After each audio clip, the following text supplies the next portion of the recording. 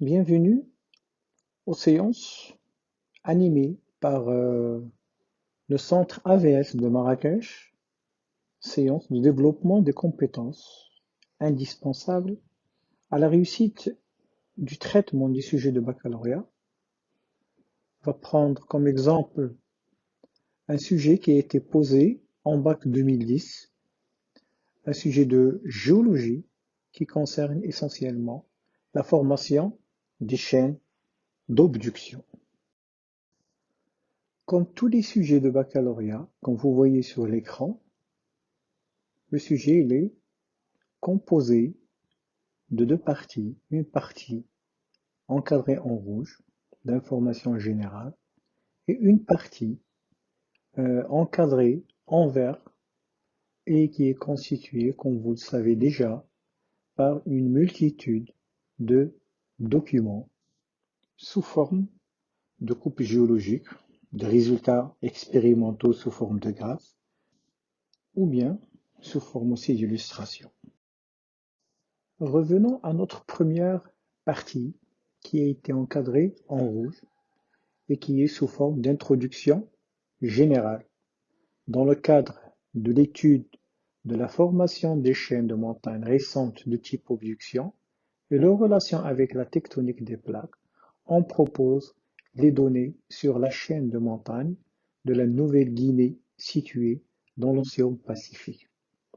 C'est une introduction que vous devez toujours consulter parce qu'elles nous fournissent beaucoup de données claires sur les définitions et les concepts utilisés. Aussi, elles nous posent dans le contexte du sujet traité ou la problématique à résoudre, en plus de la détermination de l'objectif à atteindre. Donc, introduction générale est un contexte et un objectif. La deuxième partie, qui était encadrée en vert, est une succession de documents qui représentent, si vous voulez, un enchaînement d'étapes qui nous permet de se rapprocher pas à pas de notre objectif grâce aux données qu'ils nous fournissent.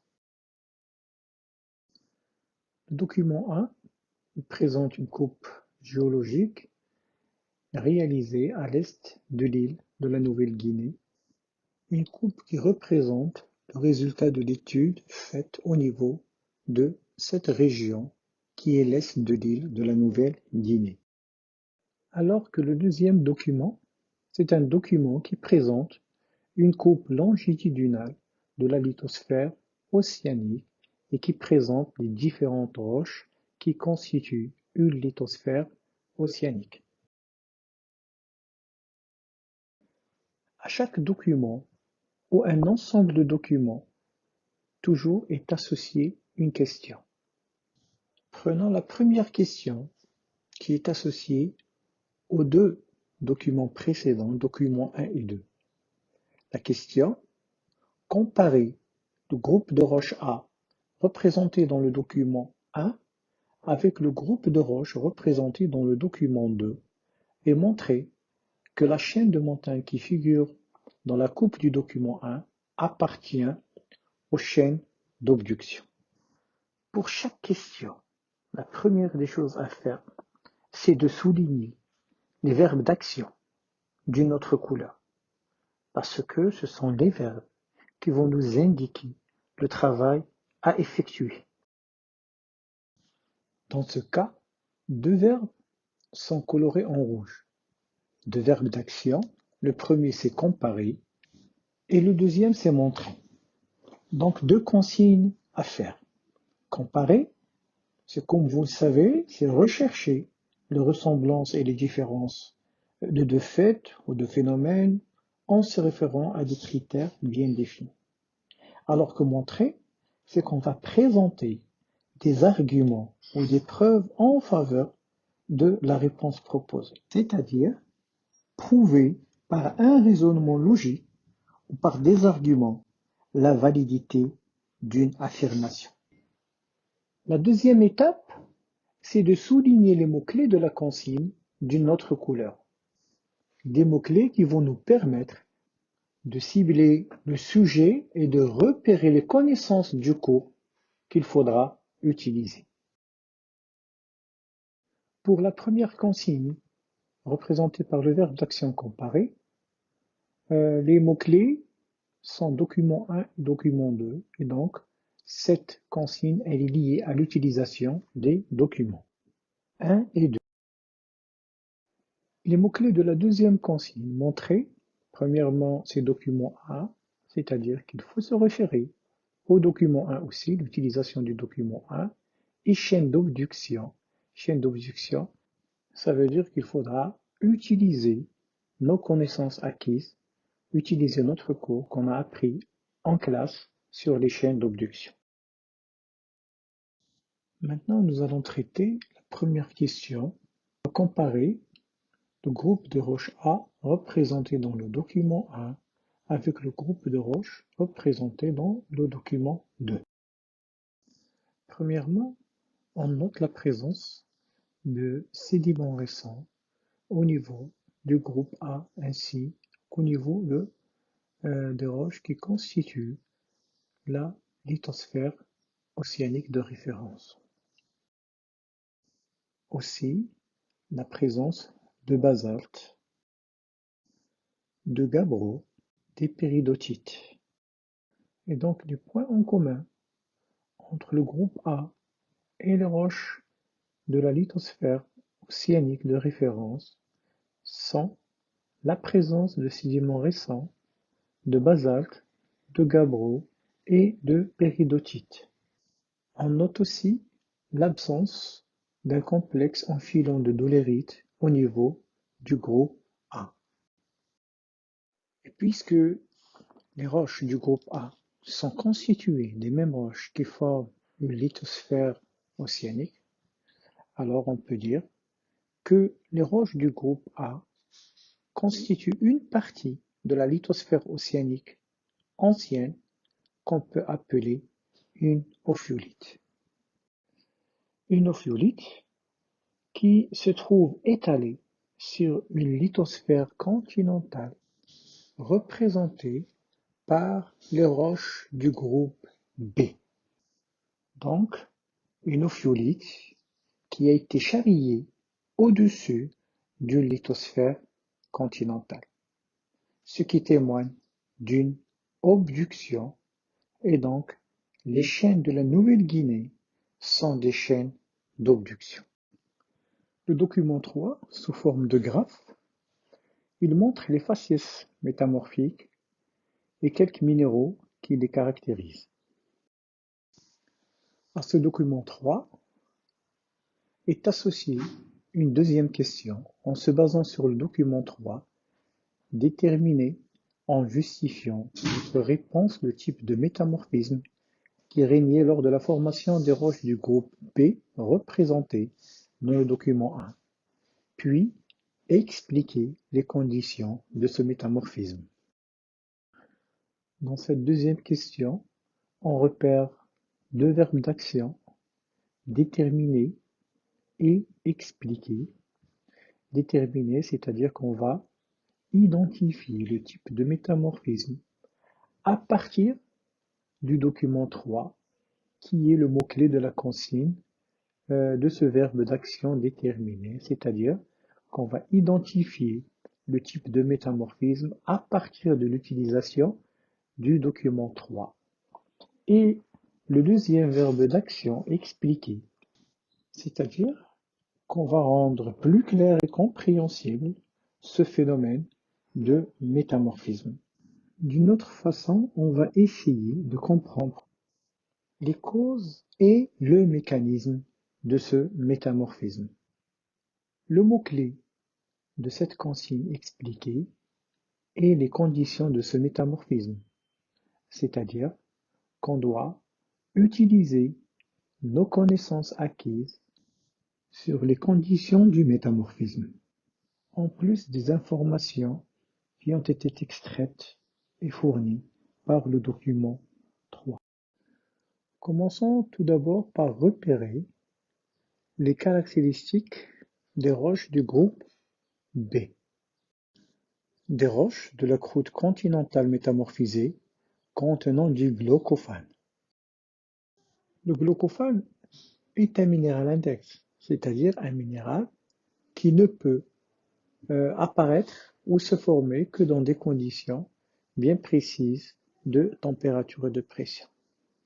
Ce domaine de stabilité du glaucophane, il est représenté sur le document 3. Donc ce domaine de stabilité du glaucophane, il est caractérisé, si on se réfère au document 3, par une pression allant de 0,7 gigapascal à 1,8 gigapascal, c'est-à-dire un domaine de stabilité dans de grandes pressions. Ce domaine, il est caractérisé aussi par une température moyenne entre 250 et 550 degrés Celsius. Dans ce domaine d'apparition du glaucophane, les conditions de température et de pression qui règnent coïncident, d'après le document 3, avec celles d'un dynamo métamorphisme. Et donc, les roches du groupe B, ce sont des roches qui ont subi un métamorphisme dynamique ou qu'on peut appeler aussi un dynamo-métamorphisme. Ce type de métamorphisme, de haute pression et de basse température, avec la présence du glaucophane, est typique d'une zone de subduction. Le fait qu'une partie de la lithosphère océanique non métamorphisée se retrouve charriée sur le continent correspond à de l'obduction. Et donc, ce sont les roches B, qui sont des roches de la croûte continentale, qui ont été entraînées en profondeur et ont subi l'action de l'augmentation de la pression et de la température, ce qui a entraîné un métamorphisme du type dynamique et l'apparition du glaucophane. Et donc, ceci est expliqué par l'enfoncement de la croûte continentale sous une lithosphère océanique lors de l'obduction. Afin d'expliquer les étapes de formation de la chaîne de montagnes de la Nouvelle-Guinée, le géologue Aubois a proposé le modèle présenté dans le document 4, sous forme de schéma simplifié qui représente les différentes étapes de la formation de ces chaînes de montagnes. La question numéro 3 associée au document 4, en exploitant le modèle proposé par Aubois, document 4, montrer comment s'est formée la chaîne de montagnes de la Nouvelle-Guinée, représentée dans le document 1. Donc, un seul verbe d'action montré, qu'on a déjà défini auparavant, et les mots-clés de cette consigne, c'est le modèle proposé par Aubois, c'est-à-dire le document 4.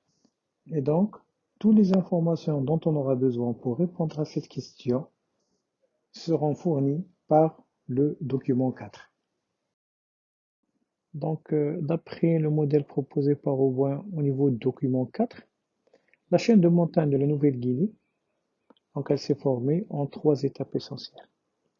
La première étape, que vous voyez devant vous, est une subduction intra-océanique au niveau de l'océan Pacifique, entre deux plaques, la plaque d'Australie et la plaque de l'océan Pacifique.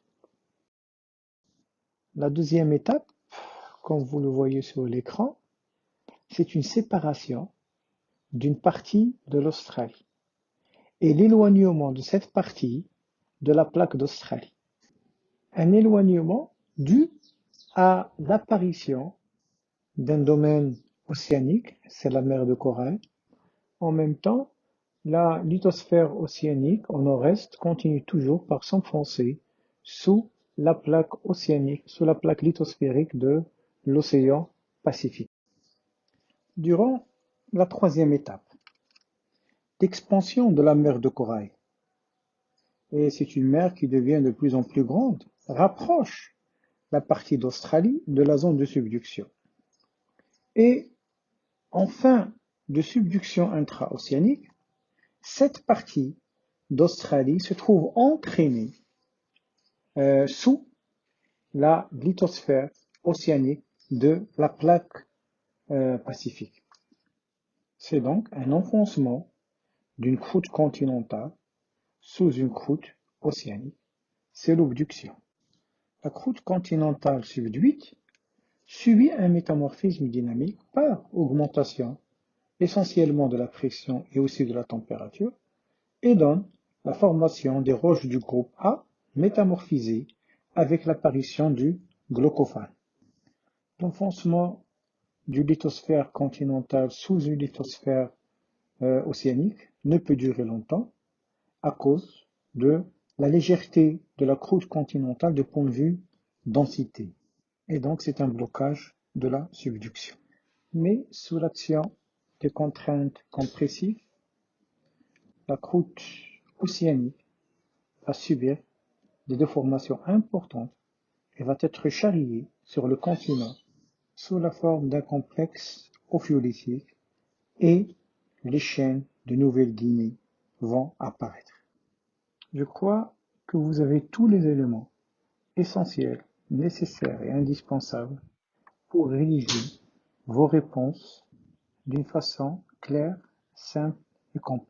Et nous restons au centre AVS à Marrakech, centre des métiers de l'éducation et de la formation, à votre disposition pour tout complément de formation et à la prochaine.